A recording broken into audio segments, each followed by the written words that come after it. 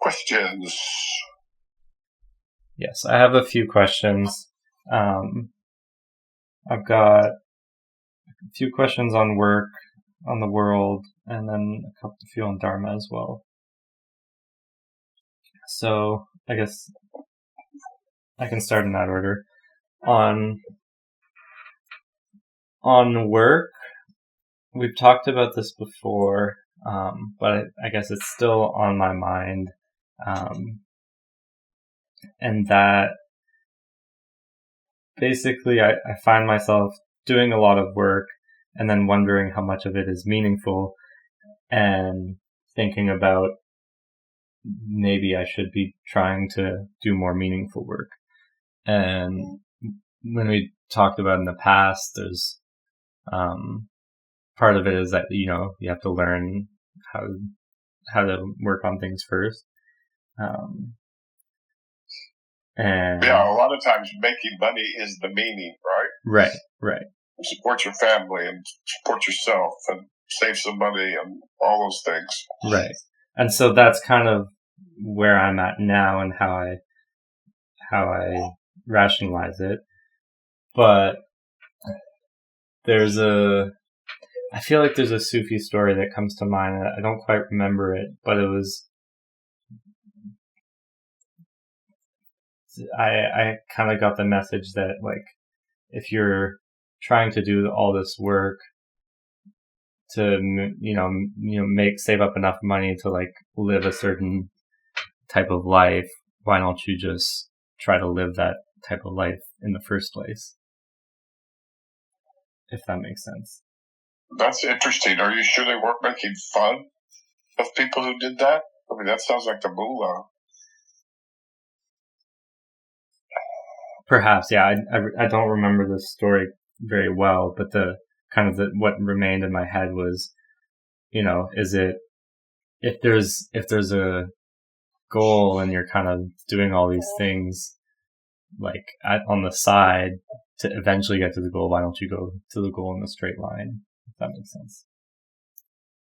And then when it kind of makes sense, but in this life, you can never count on money.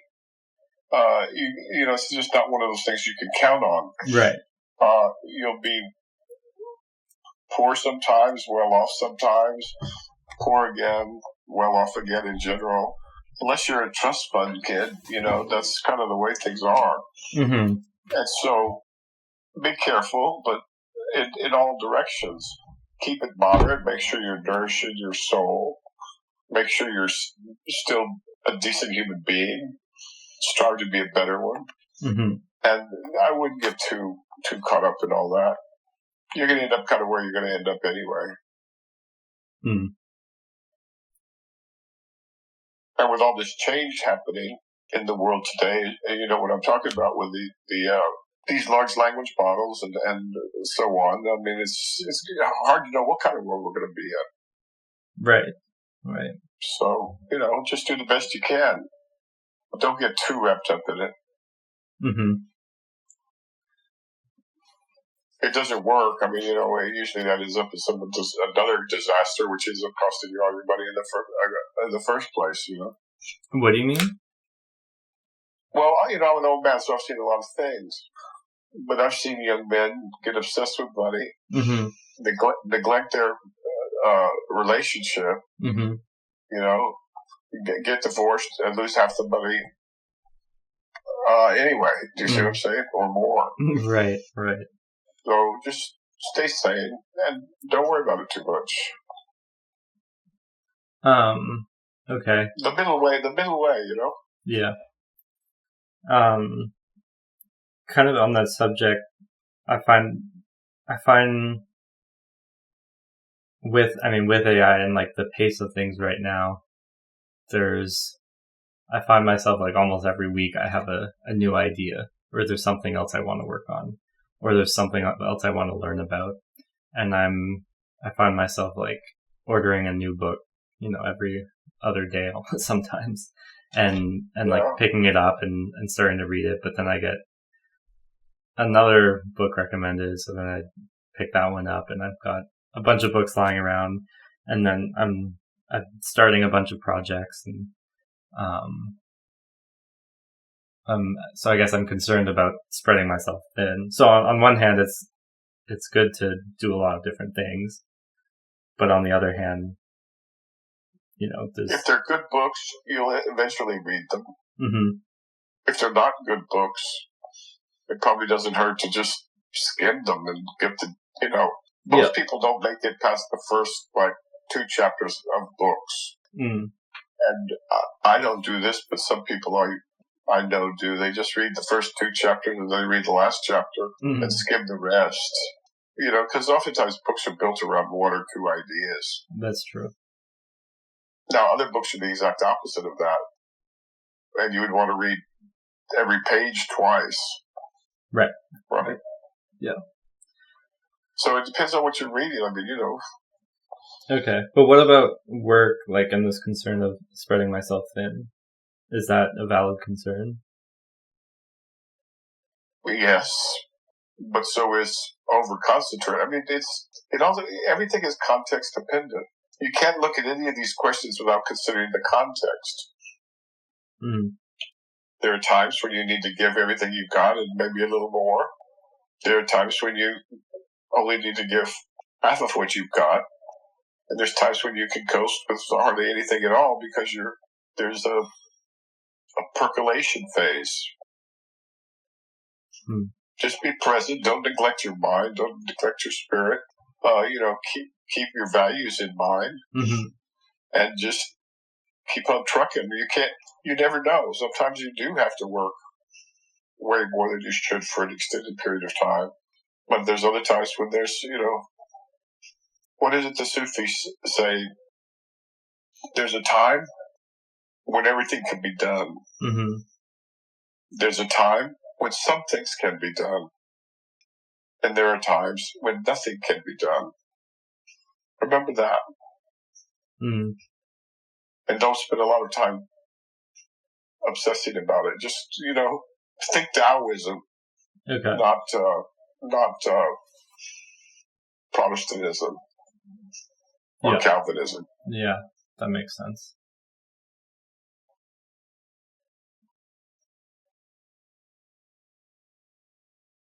I noticed that somebody on X has rewritten the Tao to be around software. The software that can be spoken is not the eternal software. And the thing is, it comes close to being beautiful, but unfortunately he used a really bad translation of the Tao. It's not even a translation, it's a poetic rendering, the one by Stephen Mitchell. Mm. So maybe he had read the Clary. That's unfortunate in a way, but it happens. The popular version of the Tao Te Ching is not the actual Tao Te Ching, which I guess is kind of like the first part of the treatise anyway. So that kind of stuff used to upset me more. So the Tao is one that I've read multiple times, and when you answer my question there about think of the Tao, it makes complete sense, and it completely answers the question, and I understand it pretty well. Excellent. See how useful it is to. Yeah. Now, some books you're going to spend your lifetime on, and that's one of them. Yeah. And you'll never exhaust it. Yeah. So good. Yeah. So there are books and there are books, and that book is what, 80 pages long, maybe? Yeah. 60. Less. Yeah. I mean, it's 81 chapters, but they're all less than a page, most of them. Yeah, so seek wisdom, not information. The AIs are going to have all the information. Mm-hmm.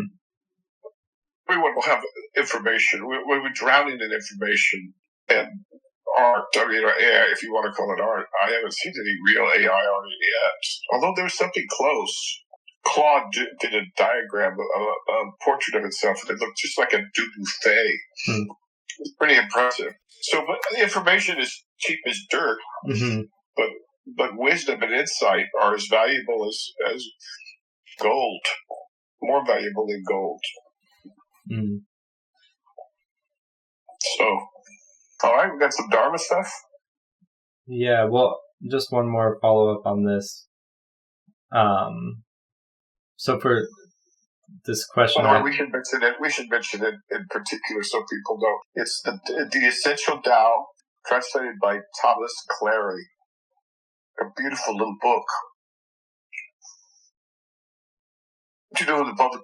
Well, they can get it with that. Thomas Clary, an enlightened translator, published in the late 20th century. Okay. Yeah, so just a follow up or a comment on that. I noticed, like, I was worrying or just mulling over, like, am I doing too much? And basically what I just asked you. But when you tell me think of the Tao, it's just obvious. But then when I was thinking about it or worrying about it, I didn't think of the Tao. And so I'm wondering, like, is this something just over time? It's like I forget. Yes, that's, there's the Sufi stories about I remember. Yeah. So you just have to, the world does not reward remembrance of these things. As a matter of fact, the world turns its back on the most valuable things there are. And so it's up to you, but every time you do it, it becomes more likely. Yeah. And then also, as you start to understand how the world is actually constructed, you'll see other people struggling or suffering or whatever. And that'll bring it to mind more often too. Because you'll go, wow, what they need is a little bit of this. Mm. Yeah. Perhaps. Just leave the book lying around. Yeah.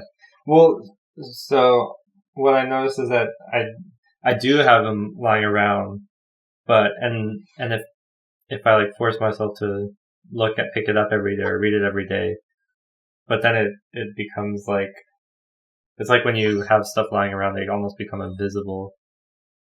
Like you get. Or you could try this. Have you listened to the Tao Te Ching series that I did on YouTube? Yeah. So you could, start that and, do it over, a few months or whatever. Just maybe it'll give you some different perspectives on what some of the things are about. That's a good idea. Yeah. Yeah, if there's a will, there's a way. Don't worry about that either. Just keep at it. Okay.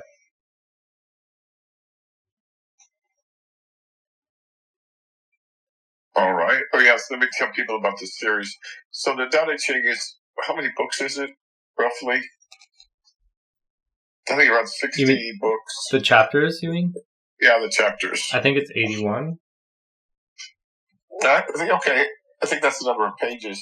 So let's say it's 81. All right. And each one of them is a little jewel, or not such a little jewel. And anyway, so at some point last year, it occurred to us to record each one of these chapters with a little commentary.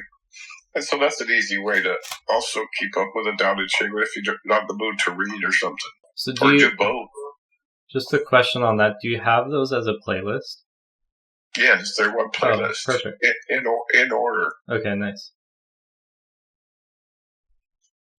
They're not very much appreciated yet, but I'm hoping that maybe in the future people will realize these treasures of humankind that we've neglected. Okay, great. Yeah, that's a good reminder. Okay. I just pulled up your YouTube and you have a few playlists now. It's probably good to point out that you have a few playlists now that are quite useful.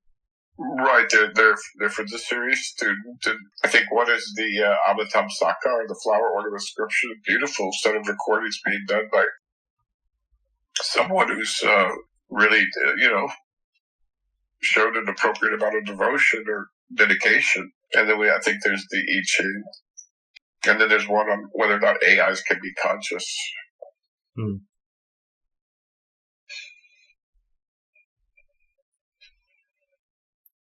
Cool. I have a question.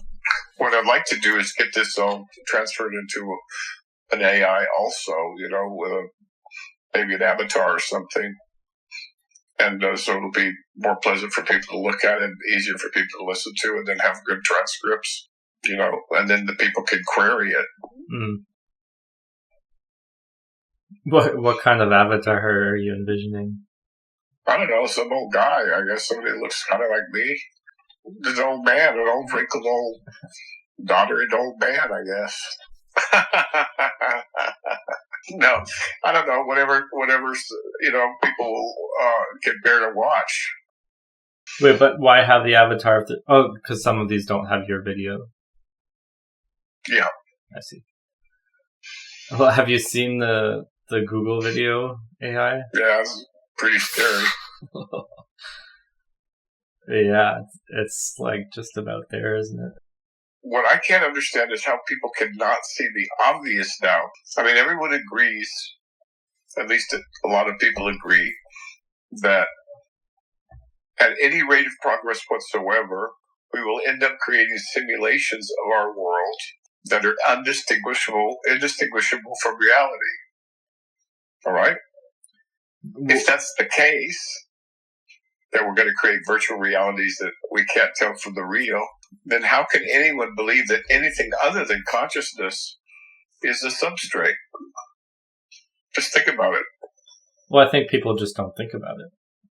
I know it strikes me as very strange because some of these people are really bright.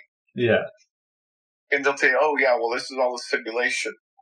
Mm-hmm. And then we say, "Well, wait a minute, you realize that your head's a simulation." Mm-hmm. And your brain's a simulation, and they blank out. Well, I don't even know if I've seen people have that conversation in the first place. Very much. Okay. Well, that's silly because people are leaving out because they want to consider seriously that we're living in this computer simulation, but they don't take the argument all the way. Right. It's just kind of wild. It shows you the power of the human mind to delude itself. Mm-hmm. Obviously and logically. Mm-hmm. So we're going to learn one way or the other. Mm-hmm. It's been front of. Claire used to refer this to discovering the nose on your face. Right. It's kind of obvious. Right. Okay, so Dharma questions. Well, I have a question. It might be a bit of a silly question, but in the David Hawkins books, he talks about, the level of consciousness of the world and how it progressed over time. Yes. Okay. And I guess I'm just curious what you think of that, and if the world right now is progressing or if it's regressing. Do you know what a Likert scale is? Of course you do, right? A what? Scale. A Likert? A Likert scale. A Likert. No. All right, look it up on the AI and teach the audience. Likert. It's a psychometric response scale commonly used in surveys to measure attitudes or opinions. It presents respondents with a series of statements and asks them to indicate their level of agreement or disagreement with each statement on a scale, typically ranging from 5 to 7 points. Or from 0 to 10. Okay. So it's kind of like a Likert scale would be used. Did you ever hear of a movie called 10? 10? Yeah. No. Oh, you're lucky. Anyway, they rate women from 0 to 10, right? And this movie was about some woman who was a 10. Okay. Where they'll ask you to rate, how was your experience on how much did you like this movie or this restaurant, and you rate it from. Okay, that's a Likert scale. Yeah. Now that's a disease of the 20th century, right? But people didn't want to write, and they wanted to give a quick, easy, fast summary of their experience. Okay. Now, that way of thinking is a 20th century way of thinking of things. And David Hawkins, being a psychometrician in his own way, used an analogous model to rate consciousness in the world. Mm. Now, there's a lot of problems with that, and they'll become more and more evident to you when you think about them. But he was just trying to get a quick and dirty way to describe places where the consciousness is so bad that people are literally bombing each other, starving each other, killing each other, right? Mm-hmm. And places that with ostensibly higher consciousness, because they didn't do any of those things. Right. They took care of their poor. They provide health care, right, and so on and so forth. So I just don't know how much use there is to that way of approaching that issue. Because you can go very quickly from one to the other. Oh, you know what I'm reminded of is Scotland. If you look at the history of Scotland, mm-hmm. I mean, these guys were they were wild men, man. They were throwing stones around and fighting each other with hatchets and all kinds of other stuff. Mm-hmm. And within a couple of generations, they produced some of the most sophisticated writers and philosophers on the planet. I'm thinking of David Hume in particular. Right. So, I mean, how would you rate that place? I suppose you could rate it well, as... it's based on time, isn't it? A 2, yeah, you could do that. You could do that, but what's the question about it? Well, the question is the world like, it seems when you watch the news and stuff, feels like the world is almost regressing, or at least you are the world. That's the thing that I don't like about the way Hawkins describes it. Your consciousness is what there is. Now, yes, you can tell me, do you think the world is regressing or progressing? Mm-hmm. Do you think that the incessant attention to media streams creates a better world or a worse world? Is preoccupation, undue soul preoccupation with money and capitalism or whatever, does that make a more conscious world or a less conscious world? Those are all questions for you. See, the world is, at the end of that tweet, I put not 1, not 2. Could you read that tweet so I can hear it? Yeah, 1 second. My last one.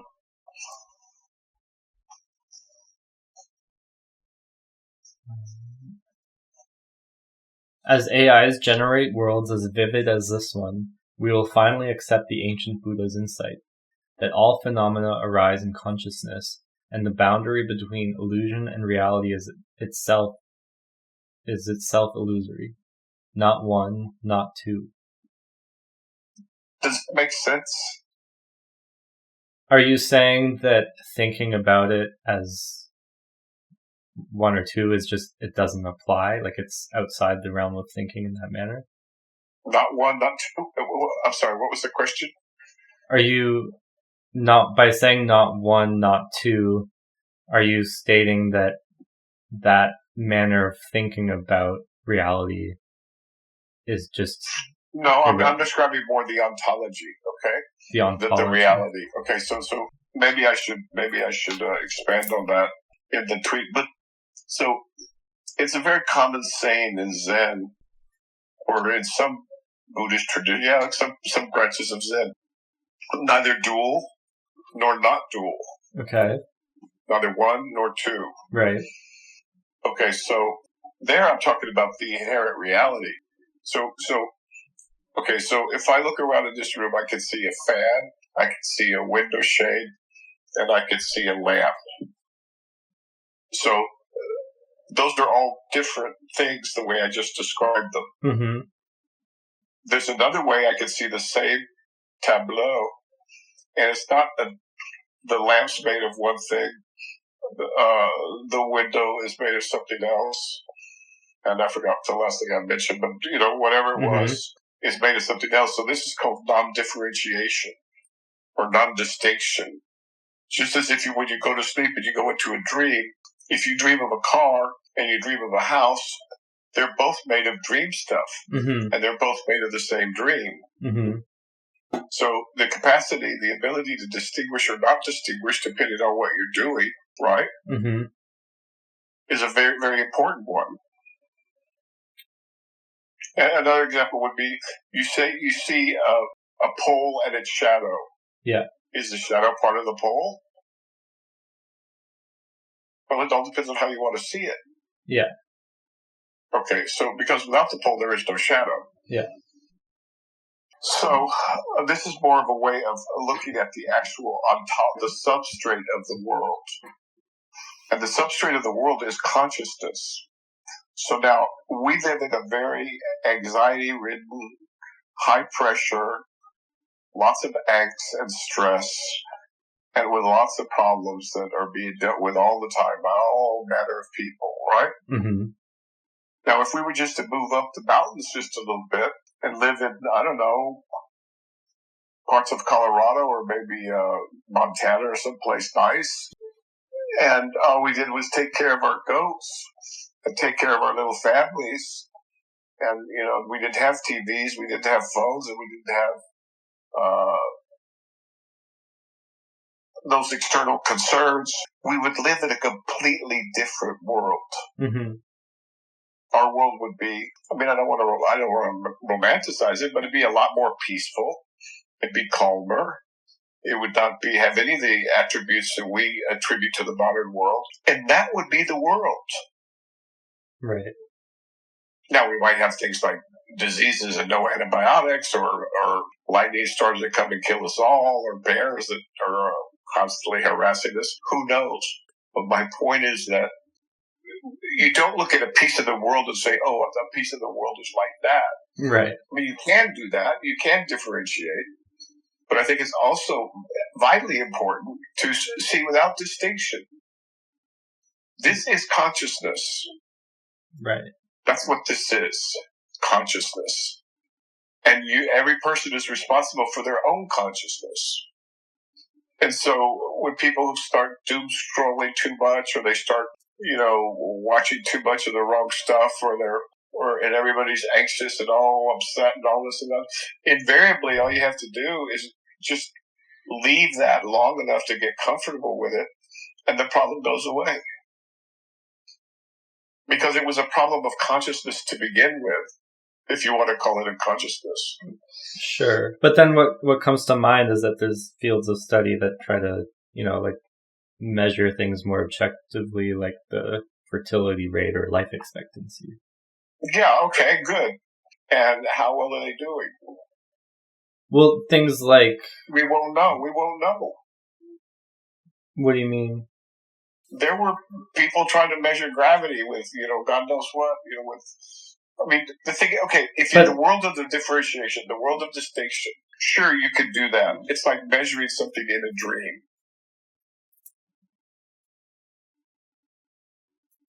But there seems to be... When the British came to this country, they had 10 kids apiece. Mm-hmm. Okay, that's a world. 10 kids apiece. Somebody worked a farm. Mm-hmm.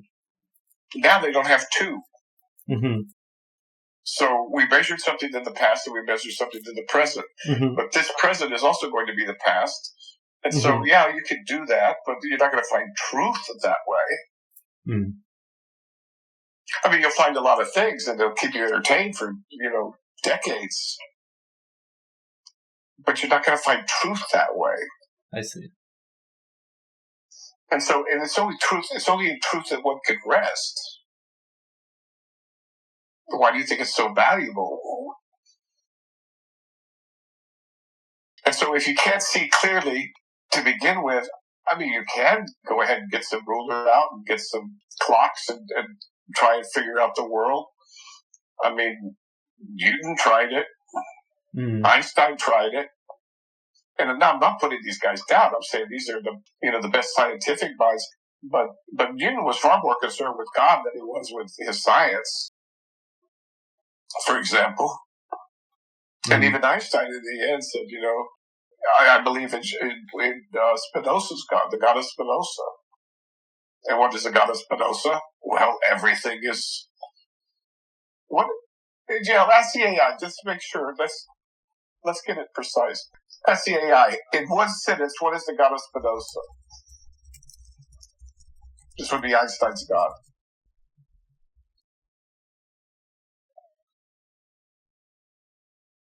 The most direct sentence encapsulating this idea in ethics is from Part 1, Proposition 15. Whatever is in God, and nothing can be or be conceived without God. Okay, well, good God. I mean, would you please send that to me? That should be tweeted. Yeah. Or you can tweet it. I'll retweet it. So say it again slowly for people. This is Einstein. And Einstein was very clear that mind is the god of Spinoza. And this is the same thing that Newton said as well. Now, if we take out the duality of God, right, and understand that God is all there is, then all this becomes really self-evident to me. I mean, it's self-evident to me.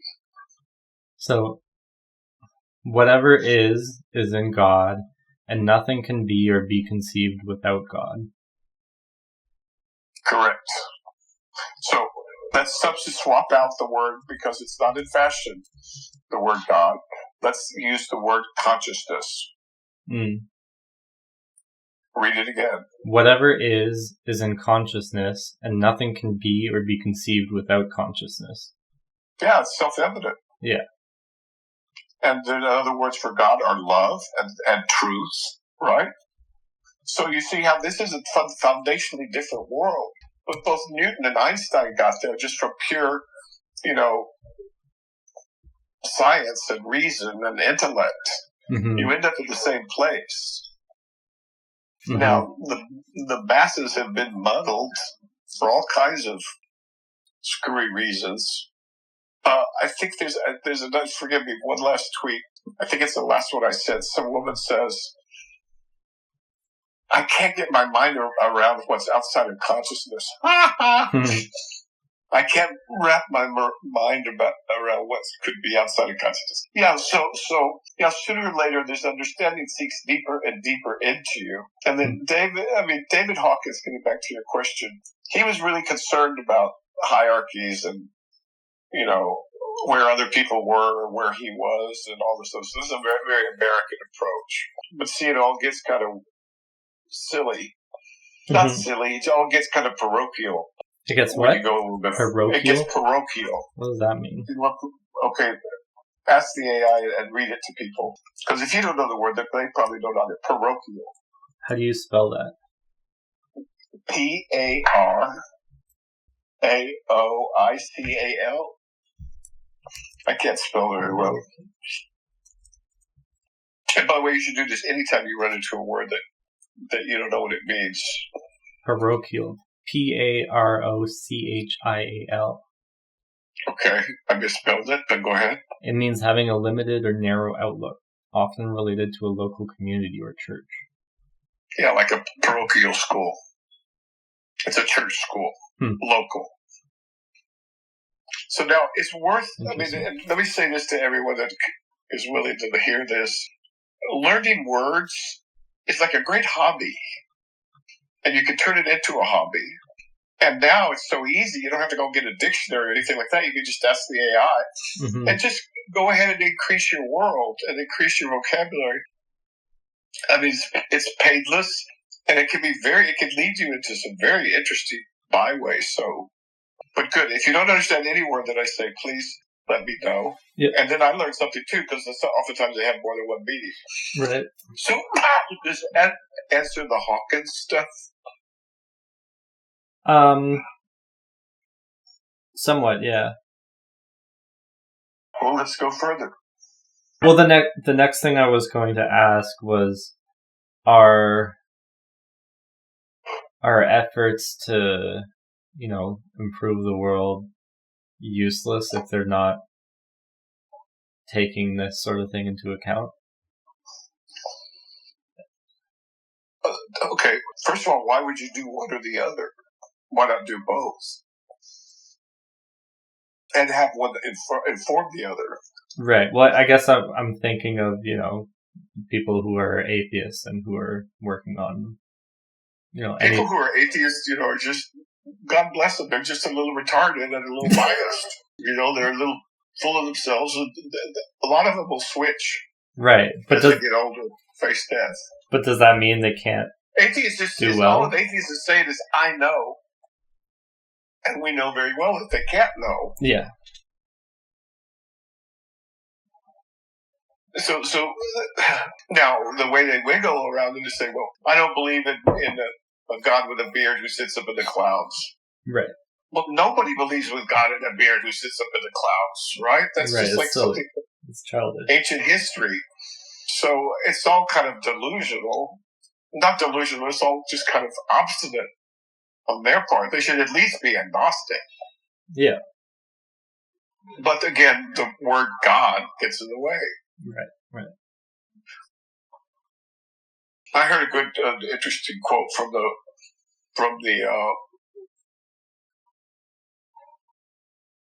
what do you call those guys that move all the equipment around at concerts? Like a stagehand or something? Yeah, there's a slang for them. Yeah, I know. I can't remember it right now.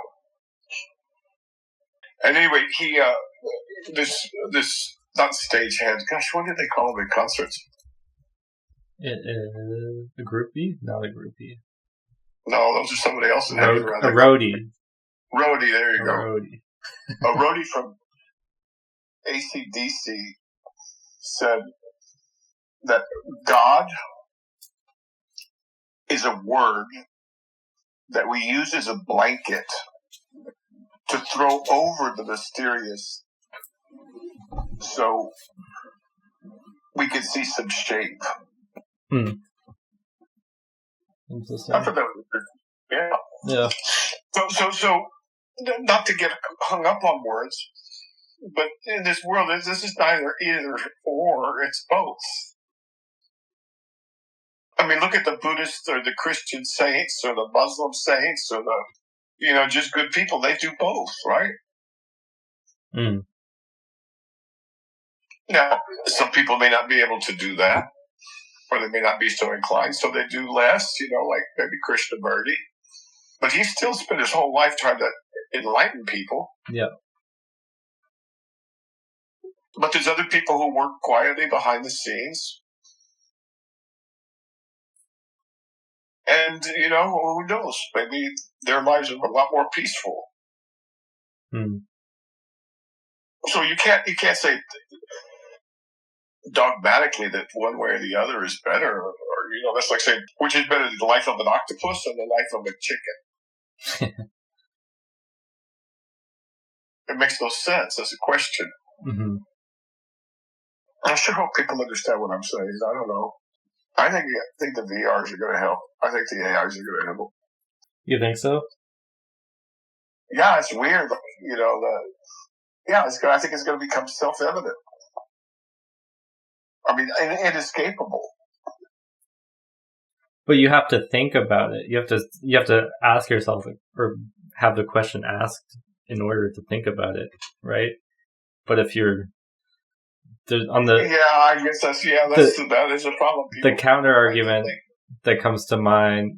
So I mean, I was thinking about a similar thing with just AI and like a technological abundance and stuff, and how we could do anything. But on the flip side, it's easier just to indoctrinate and zombify people. But are those people really? Remember what Jesus said: leave the dead to bury the dead. Mm-hmm. And so are they people? We don't, do we know as a fact? Well, I shouldn't go down that route. Never mind, scratch it. I can think of my experience. Sometimes I get, it's like you get stuck on social media scrolling because it sucks you in. Well, are you a people then? Or are you just some short circle?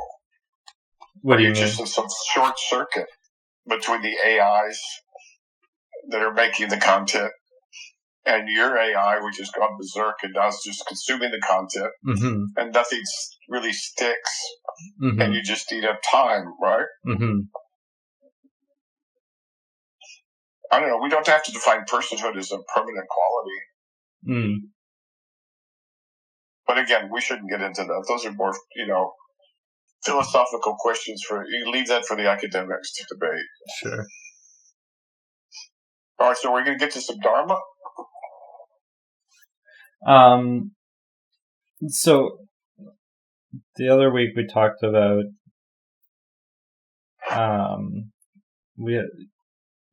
you had talked about how all efforts lead into one with Dharma, and so everything is Dharma. And so if that's the attitude that the serious student takes. Right. It's nothing mysterious. Look, Elon wants to go to Mars. Mm-hmm. God bless him. He wants to go to Mars. So what's he doing? Well, he's building a car so he can make some money, so he can support the rocket ship program, Mm-hmm. and he's sending satellites up into space so he can provide internet, right? Mm-hmm. So then he'll have the satellites that he needs for his rockets, right? And so on and so forth. Mm-hmm. So everything's driven into one. The world steps aside for a woman who knows where she's going, right? Mm-hmm. So it's not that complex. Everything you do with your life, you think, well, how is this going to affect not just my life, but also my quest for truth or for God or for beauty? Mm-hmm. Same thing. So, go ahead. So I find myself like this, at least this week, or it seems these past the recent time.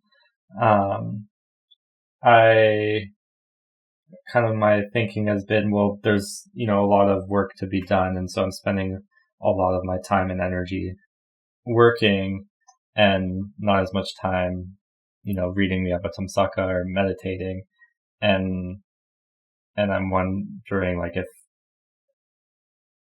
and then we talked about it, and then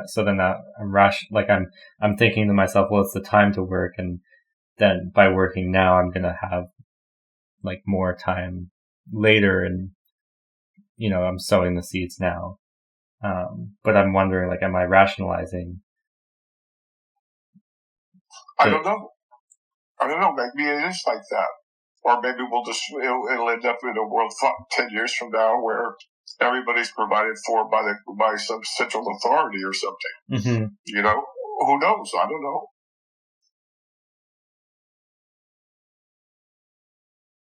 But you can dedicate your work not just to making money, but to the quest.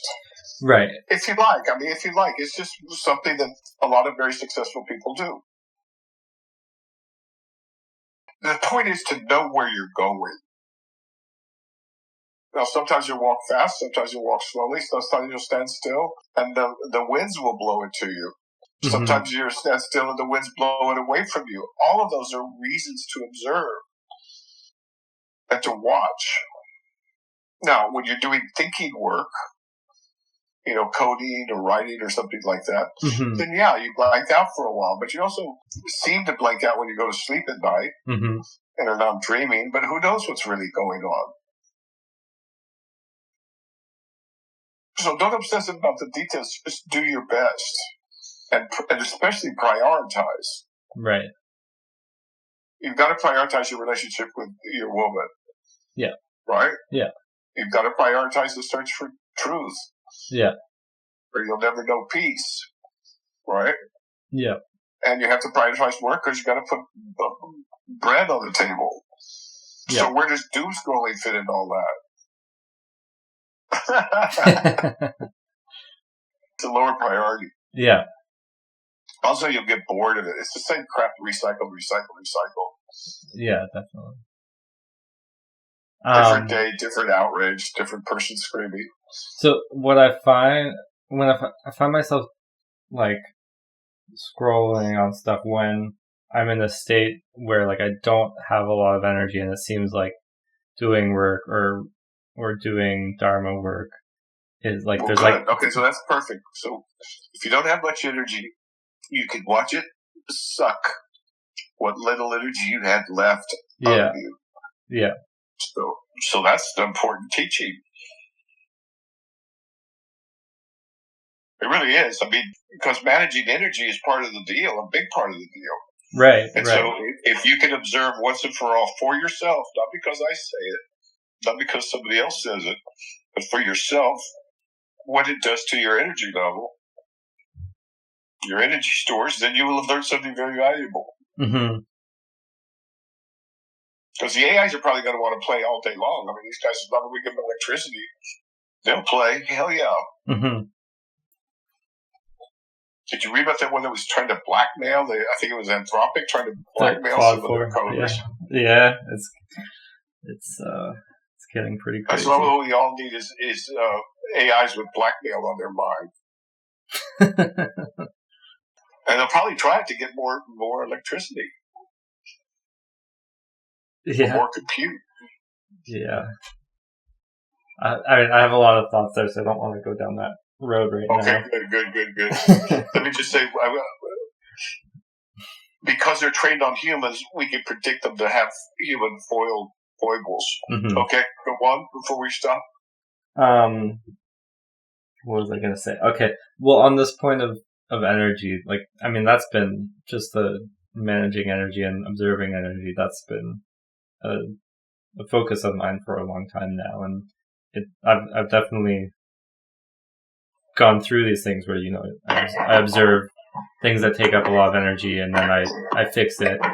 But then there's still a lot of work to do. And I think the scrolling, like, you know, I think scrolling on social media is one that's still I haven't mastered. And it's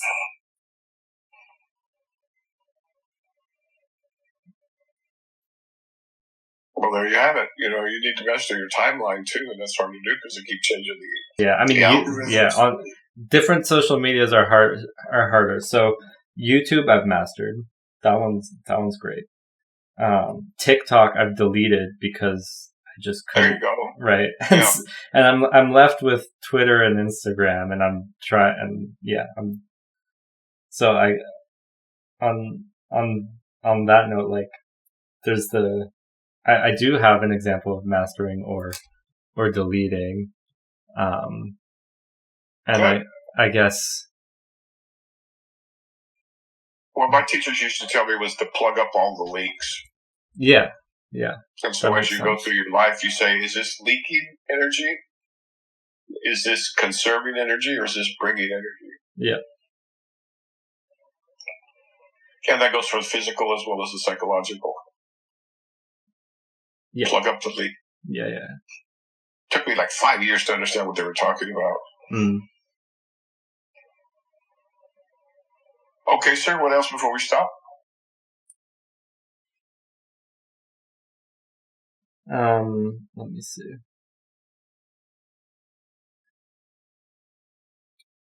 I guess just a note that on the energy, it seems like low energy just immediately means low focus as well. It does. And it's not obvious why. Well, you know, in the Flower Ornament Sutra, the Avatamsaka, they talk about the storing up roots of goodness. Well, it's a root of goodness issue. Goodness, not in the Pollyanna sense, but in the pragmatic sense. Not in the what sense?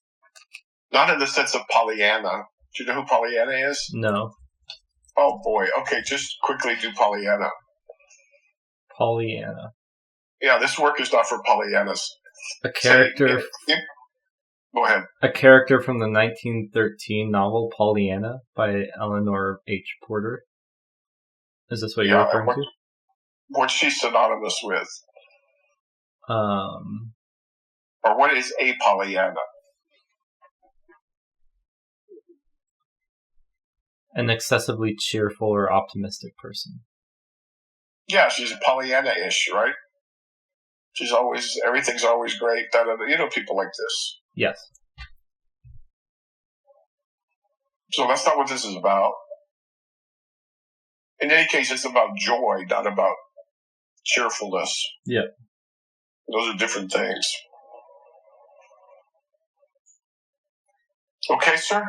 But what's the connection to focus with that? Okay, you'll have to give me a little bit more data. We were talking about if you're focusing on energy or on Dharma or on truth or on God or on why you're here, where you came from, where you're going, what all this is about, or what life is, or what consciousness is, those are not particularly Pollyanna enterprises. Although some people would make it out to be like that. Okay. But they're also not doom and gloom either. Right. The world is no less beautiful than it's ever been, and it's very, very beautiful. Right. What's changed is where we face, where we walk, what concerns us, what preoccupies us. But it's all still there. It's all just as beautiful and mysterious. Yeah. And it's all consciousness. So if you or David Hawkins or anybody else wants to chop it up for a while, chop it up. But I wouldn't be too optimistic on how long that chop is going to hold, because ultimately it's all one thing. Right.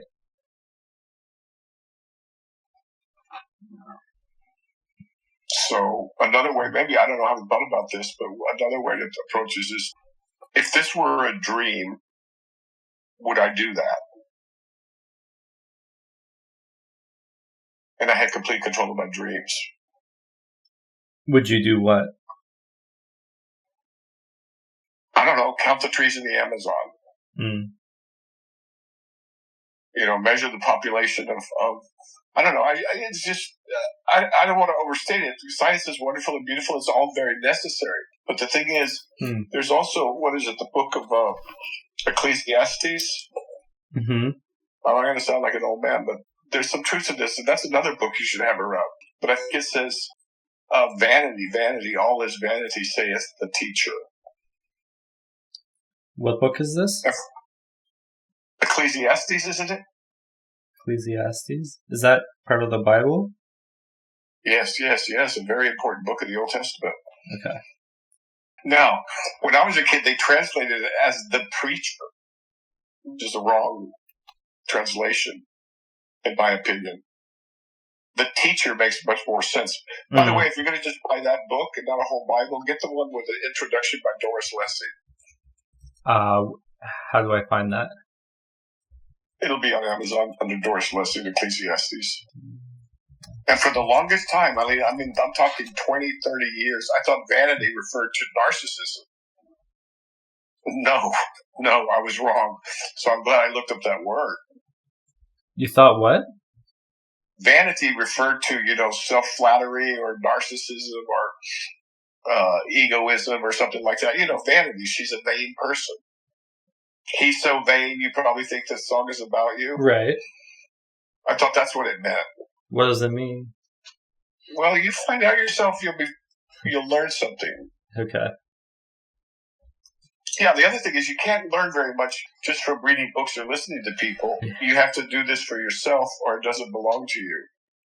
Something the Sufis say over and over and over and over, but it couldn't be more true. It's like when I studied math, they just wanted me to be able to solve the problems that they gave me. They didn't care about me making math my own, which was a terrible mistake in teaching, if you ask me. Okay, sir, Ecclesiastes is a good place to start. Okay. Contemplating these things. All right, sir? Okay, thank you. All right, take good care. Bye-bye. Bye.